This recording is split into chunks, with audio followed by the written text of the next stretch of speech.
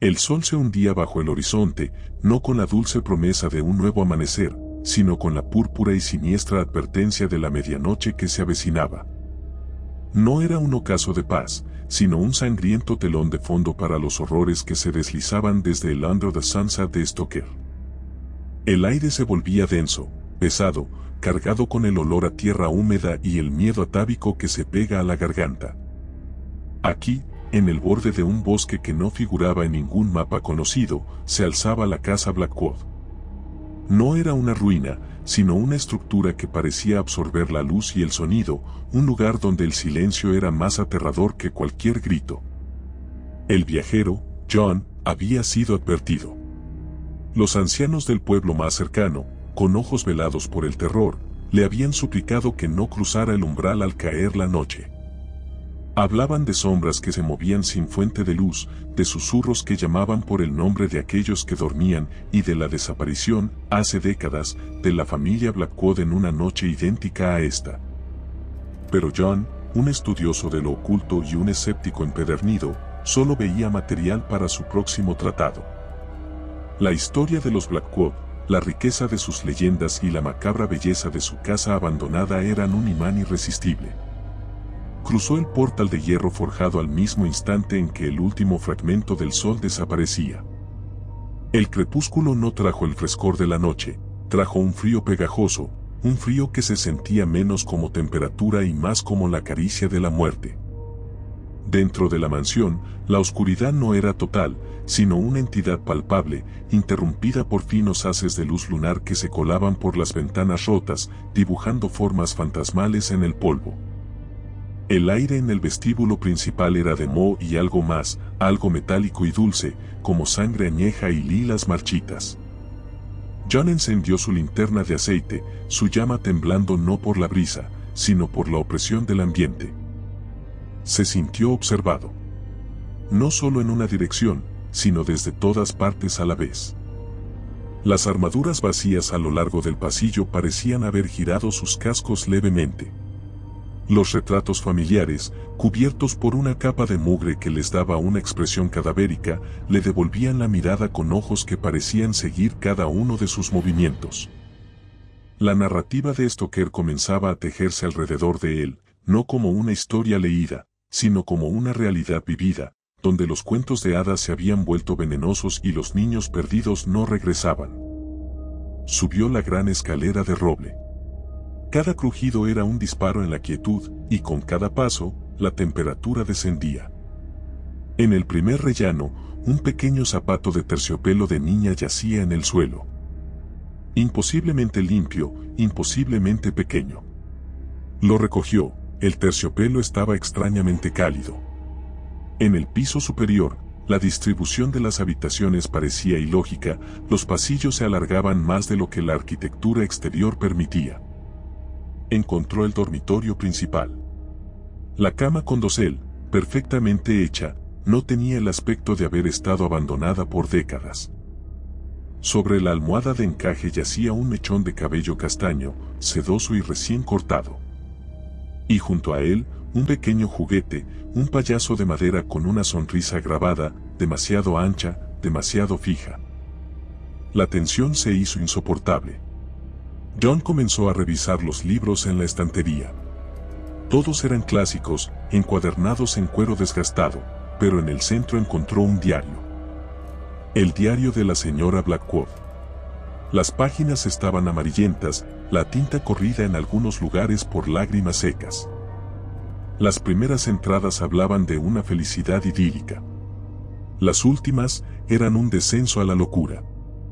El sol se ha ido antes de tiempo. No puedo encender las luces. Algo canta fuera de la ventana. Es la voz de nuestra hija, Lily, pero no es su canción.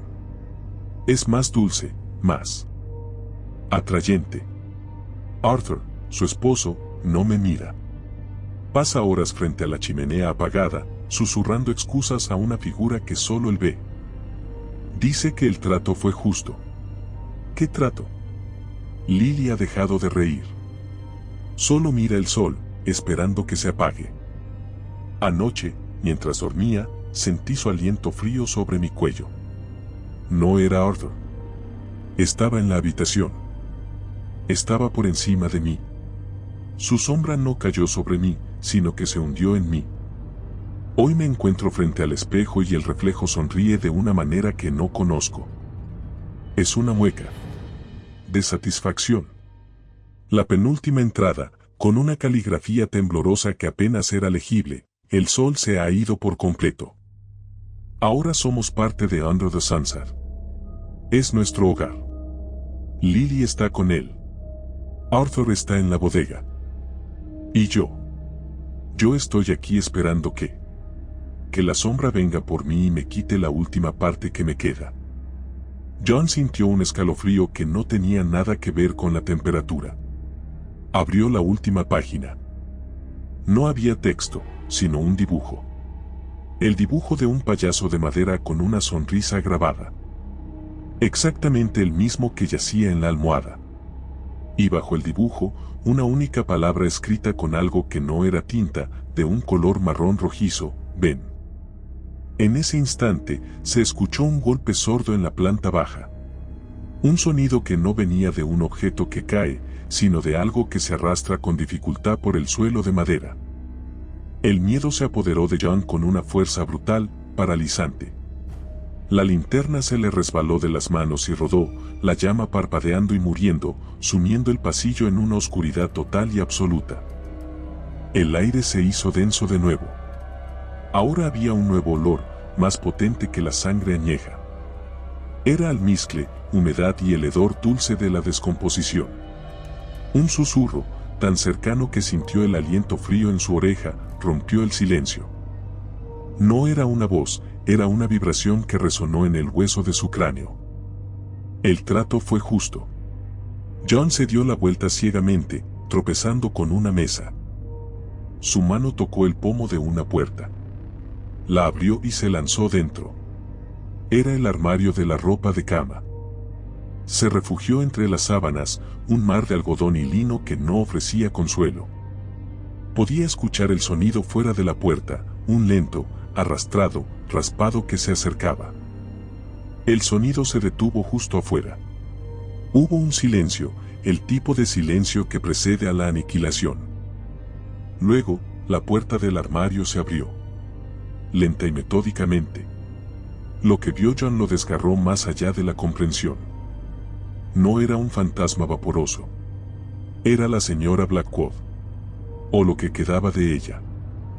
Su rostro era una máscara estirada y pálida, sus ojos dos agujeros negros que reflejaban la nada. Su vestido de encaje estaba hecho jirones. Pero lo más aterrador no era su apariencia, sino la sonrisa. La misma sonrisa demasiado ancha, demasiado fija, del payaso de madera. Ella no tenía voz. El sonido venía de lo que estaba dentro de ella. Necesitábamos un testigo. Alguien que no creyera. Alguien que viniera del sol para quedarse en el atardecer. Su mano esquelética se levantó, no para atacarle, sino para señalar algo en la esquina oscura del armario. John giró la cabeza con dificultad. Había una sombra, más profunda que la noche, que se despegaba de la pared. No tenía forma, pero John supo que era el dueño de la casa, la entidad que había consumido a los Blackwood. Se movía con la levedad de un humo en un espacio cerrado. La figura tomó forma, lentamente, como si estuviera vestida con la oscuridad. Dos ojos rojos, no de fuego, sino de brasas moribundas, se fijaron en John. El susurro volvió, más fuerte ahora, inundando el armario. Bienvenido, John. El sol no regresará para ti. La señora Blackwood avanzó, su cuerpo contrayéndose en espasmos.